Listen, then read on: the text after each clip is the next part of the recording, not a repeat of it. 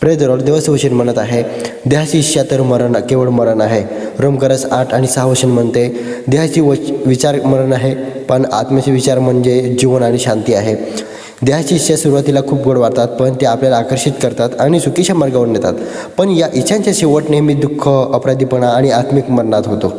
गलातिकरास 6 आणि 8 वचन म्हणत आहे, जो देहापासून पेरतो तो देहापासून नाश कापेल, आणि पण जो आत्म्यासाठी पेरतो तो आत्म्यापासून अनंत जीवन कापेल.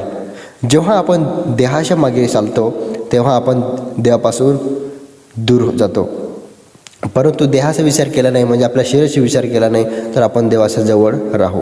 पण जेव्हा आपण आत्म्याच्या मार्गावर चालतो तेव्हा देव आपल्याला शांती, आनंद आणि खरं जीवन देतो. आज निर्णय घ्या, आज आपण देहाच्या इच्छेवर चालायचे की आत्म्याच्या. आणि रोमकरास 8 आणि 13 वचन म्हणत आहे, जर तुम्ही देहानुसार जगलात तर तुम्ही मराल, आणि पण आत्म्याने देहाशी कृत्य माराल तर जिवंत राहाल.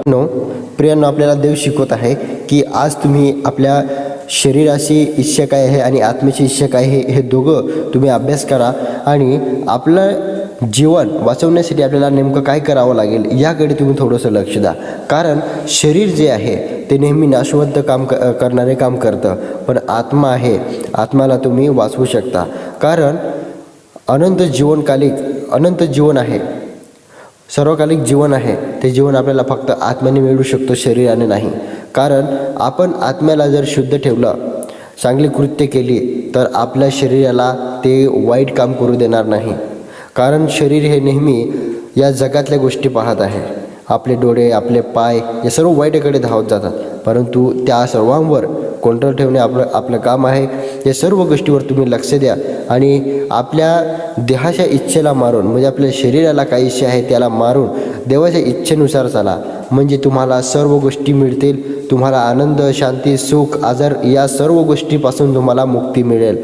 हालेलुया. आणि देवाचं वचन सत्य आहे आणि देवाच्या वचनाकडे तुम्ही लक्ष द्या. आणि हे जे वचन आहे ते देवाचं सत्य वचन आहे. Praise the Lord. आणि या वचनाद्वारे देव तुम्हाला आशीर्वादित करो. आमेन.